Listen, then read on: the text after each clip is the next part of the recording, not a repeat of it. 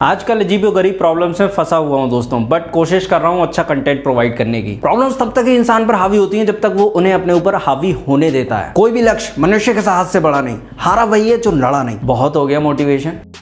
तो फाइनली बात करते हैं इस वीडियो के टॉपिक की। आज हम बात करने वाले हैं गेमिंग लैपटॉप्स के बारे में 5 मिथ्स की।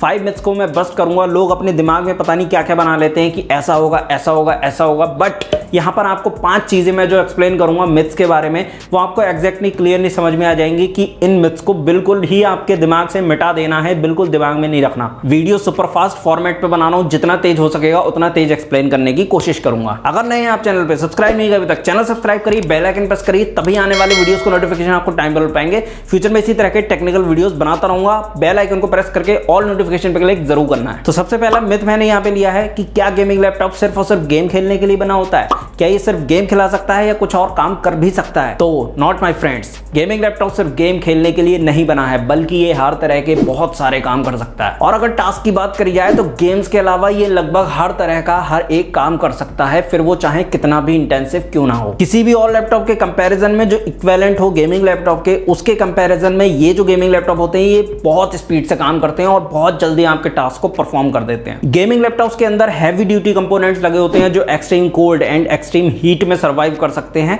तो गेमिंग लैपटॉप्स की लाइफ भी ज्यादा होती है किसी और लैपटॉप के कंपैरिजन में, अगर सही से रखा जाए। गेमिंग लैपटॉप्स के अंदर आपको पावरफुल डेडिकेटेड थर्मल सिस्टम देखने को मिलता है, जिससे कि आपके लैपटॉप की जो हीट है वो कुछ ही सेकंड्स में लैपटॉप के बाहर निकल जाती है और इससे लैपटॉप को जो है वो अच्छा कूल एनवायरनमेंट मिलता है। गेमिंग लैपटॉप्स के अंदर जो प्लास्टिक मटेरियल यूज किया जाता है या फिर मेटल यूज किया जाता है वो बहुत अच्छी क्वालिटी का यूज किया जाता है, जिससे कि ज्यादा से ज्यादा अगर आप यूज कर रहे हो अपने लैपटॉप को तो वो जल्दी वियर एंड टियर ना हो। हायरार्की के हिसाब से देखा जाए, पावरफुल के हिसाब से देखा जाए तो गेमिंग लैपटॉप सबसे ऊपर आते हैं पावर के मामले में, परफॉर्मेंस के मामले में। तो गेमिंग लैपटॉप की बराबरी अच्छे लैपटॉप आसानी से नहीं कर सकते। इनको बोला जा सकता है कि ये इंडस्ट्री की मोस्ट पावरफुल मशीन्स हैं, पोर्टेबल मशीन्स। यही रीजंस हैं कि ये यूजर्स को अपनी तरफ बहुत तेजी से अट्रैक्ट करता है और लोग चाहते हैं गेमिंग लैपटॉप बाय करना। अगर आप बरेली से हैं, बरेली में कोई भी लैपटॉप बाय करना चाहते हैं, आप सीधे मुझसे इंस्टाग्राम पे कांटेक्ट कर सकते हैं, आप मुझसे एक्सपर्ट एडवाइस ले सकते हैं।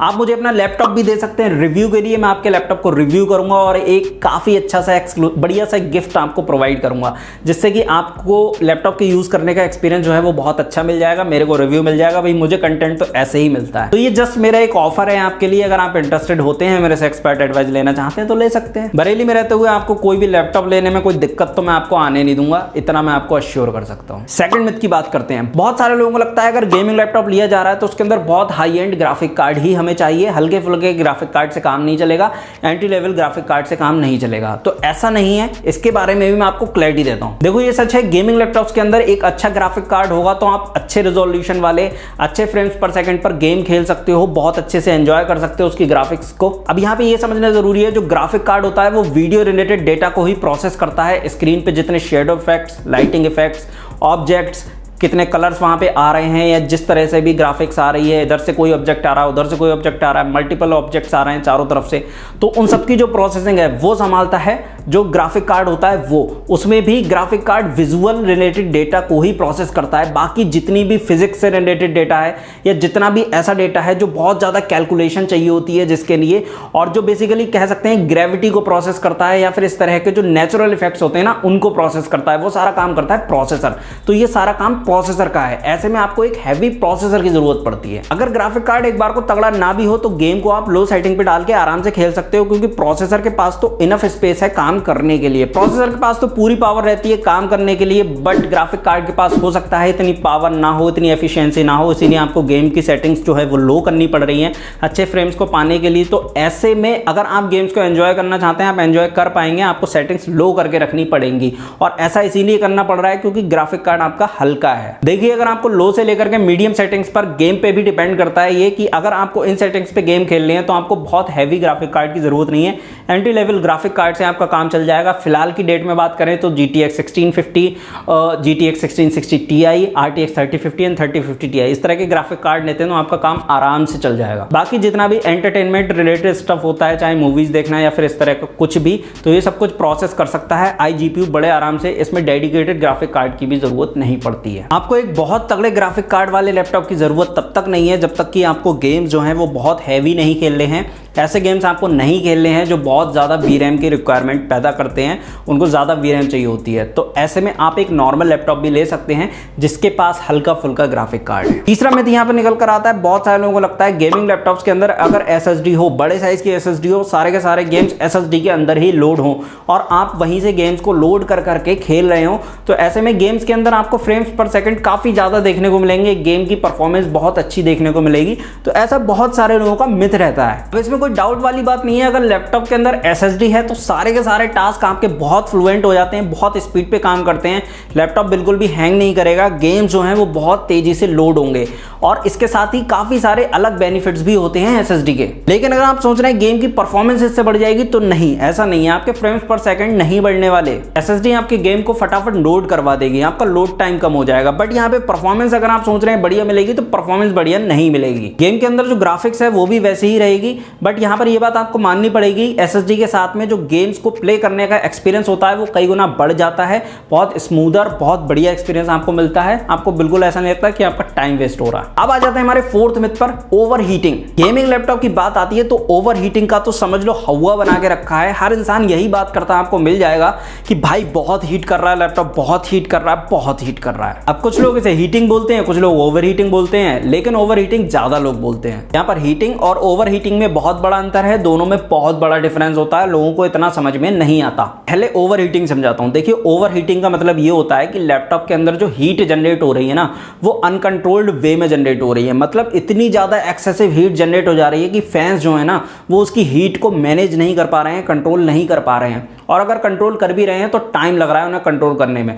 तो ऐसे में ये जो लैपटॉप का सिनेरियो होता है, हीट का सिनेरियो होता है, इसे कहते हैं ओवर हीटिंग। ऐसे में आपके लैपटॉप के इंटरनल कंपोनेंट जो होते हैं, धीरे धीरे उनकी लाइफ कम होती है, फिर वो खराब भी हो जाते हैं। बट ऐसा कुछ ही लैपटॉप्स में देखने को मिलता है जो अच्छी तरह से ट्यून नहीं करे गए हैं। अदरवाइज लैपटॉप्स के अंदर आपको ओवर हीटिंग का इशू बहुत कम देखने को मिलेगा, हीटिंग का इशू देखने को मिलेगा, उसके बारे में मैं अभी बात करूंगा। कभी कभी लैपटॉप के अंदर ओवर हीटिंग होती है कुछ गुड रीजंस की वजह से, जैसा कि हो सकता है अगर आप कोई ऐसा टास्क परफॉर्म कर रहे हैं जहां पे बहुत ज्यादा परफॉर्मेंस की जरूरत पड़ रही है और आपका प्रोसेसर टर्बो बूस्ट हो सकता है, तो ऐसे में आपका जो प्रोसेसर है वो काफी ज्यादा पावर कंज्यूम करेगा, अपने आप को बूस्ट करेगा, वहां पे एक्सेसिव हीट जनरेट होगी और हाँ, अनकंट्रोल्ड वे में ही जनरेट होगी। लेकिन ऐसा नहीं है कि आपका प्रोसेसर कुछ सेकंड्स उस हीट को बर्दाश्त नहीं कर सकता, वहां वो खराब होने वाला है। तो ऐसा बिल्कुल नहीं है। अगर कुछ सेकंड्स के लिए हीट जनरेट हो रही है, फैन बहुत तेजी से चल रहे हैं और फिर धीरे धीरे स्लो हो जाते हैं, तो यहाँ पे कोई भी दिक्कत वाली बात नहीं है। लैपटॉप्स के अंदर बहुत ही एक्टिव मॉनिटरिंग सिस्टम लगा हुआ होता है, टेम्परेचर मॉनिटरिंग के लिए काफ़ी सारे सेंसर्स लगे होते हैं और वो सारे के सारे सेंसर्स कनेक्टेड होते हैं आपके फैन से। तो जैसे जैसे सेंसर सेंस करते हैं कि वहाँ पे हीट बढ़ रही है, तो वो फैन की स्पीड को उसी प्रोपोर्शन में इंक्रीज करते रहते हैं। तो इस तरीके से आपके लैपटॉप की जो हीट होती है ना, वो प्रॉपर मैनेज होती रहती है। और ये जो है इंटेंसिव टेस्टिंग करी जाती है, लैब्स में रखे लैपटॉप के अंदर अलग अलग तरह के लोड्स डाले जाते हैं, तभी वो पता लगाते हैं कि हाँ भाई लैपटॉप कितनी हीट को जनरेट कर सकता है और कितनी हीट वो मैनेज कर सकता है आसानी से। यही सारे फैक्टर्स डिसाइड करते हैं कि किसी लैपटॉप का थर्मल सिस्टम कितना अच्छा है, कितना बेकार है। और ये जो फैन की स्पीड बढ़ाने वाली मैकेनिज्म है ना, ये ऑटोमेटिकली काम करती है और बहुत रैपिड स्पीड पे काम करती है। आपको पता भी नहीं चलेगा, कुछ ही सेकंड्स के अंदर, इवन नैनो सेकंड्स के अंदर फैन की स्पीड जो है वो फास्ट होती रहेगी, कम होती रहेगी अकॉर्डिंग टू टेम्परेचर। इसे एक्सपर्ट डिजाइन करते हैं, ये सिस्टम बहुत ज्यादा एक्यूरेट होता है। और आप जानते ही हो, जहां एक्यूरेट नहीं होता है सिस्टम, वहां हमारा रोल शुरू हो जाता है, हम क्रिटिसाइज करना शुरू कर देते हैं। अब से 1 साल पहले तक जो लैपटॉप डिजाइन किए जा रहे थे, उनके टेम्परेचर्स 95 तक भी जा रहे थे। तो ऐसा कोई भी लैपटॉप जिसके टेम्परेचर आज भी 95 जा रहे हैं, तो वहां पे घबराने वाली कोई बात नहीं है। हाँ, टेम्परेचर थोड़े ज्यादा हैं, बट घबराने वाली कोई बात नहीं है। आपका लैपटॉप खराब नहीं हो जाएगा, जल नहीं जाएगा, बिल्कुल ऐसा कुछ नहीं होने वाला है। लैपटॉप इतना टेम्परेचर आसानी से झेल सकता है। लेकिन हाँ, 95 के ऊपर जा रहे हैं और अनकंट्रोल्ड वे में जा रहे हैं, 97, 98, 99 बने रह रहे हैं अगर आपके लैपटॉप के टेम्परेचर, तो वहां पे चिंता वाली बात है। ऐसे लैपटॉप्स को तो मैं रिकमेंड ही नहीं करता। अगर आप भी चाहते हो बेस्ट से बेस्ट लैपटॉप पाना, तो आप डिस्क्रिप्शन में कुछ लिंक्स को चेक कर सकते हो। वहां मैंने अच्छी अच्छी सजेशंस दे रखी हैं हर प्राइस कैटेगरी के हिसाब से। आपको हो सकता है आपका मनपसंद बढ़िया लैपटॉप वहां मिल जाए, एक बार चेक जरूर कर लेना। आज मैं सबसे पॉपुलर मिथ को मैं बस्ट करने वाला हूं। यहाँ पे बहुत सारे लोगों को लगता है कि ज्यादा कोर काउंट है अगर किसी लैपटॉप के प्रोसेसर के अंदर, तो वो लैपटॉप बहुत बेटर परफॉर्म करने वाला है गेम्स में, मतलब 4 चांद ही लग जाएंगे उसके अंदर। अरे खुरदार, ऐसा नहीं है। हायर कोर काउंट का मतलब ये बिल्कुल नहीं होता है कि गेम के अंदर आपको बहुत तेज परफॉर्मेंस मिलने वाली है, बहुत ज़्यादा फ्रेम्स मिलने वाले हैं, ऐसा नहीं होता है। गेम्स की जो परफॉर्मेंस होती है वो कोर्स पे तो डिपेंड करती है, लेकिन हर एक कोर जो होती है वो एक इंडिविजुअल स्पीड के साथ आती है और बहुत सारी कोर मिलकर ओवरऑल प्रोसेसर की स्पीड को डिसाइड करती हैं। और ये बात भी आपको अपने दिमाग में रखनी है कि जब सारी की सारी कोर्स काम कर रही होती हैं एक साथ, तो ऐसे में बहुत सारी कोर्स अगर काम कर रही होंगी तो वो इंडिविजुअली काफ़ी ज़्यादा पावर भी जनरेट मतलब कंज्यूम कर रही होंगी और उसके साथ साथ हीट भी जनरेट कर रही होंगी। तो ऐसे में जब सारी कोर काम कर रही हैं तो सारी की सारी कोर एक बार में हीट भी जनरेट कर रही हैं और सारी की सारी कोर एक ही प्रोसेसर के चैम्बर के अंदर ही हीट जनरेट कर रही हैं। तो ऐसे में सारी की सारी जो कोर्स होती हैं वो अपनी जो क्लॉक स्पीड है ना उसको रिड्यूस कर देती हैं थोड़ा सा।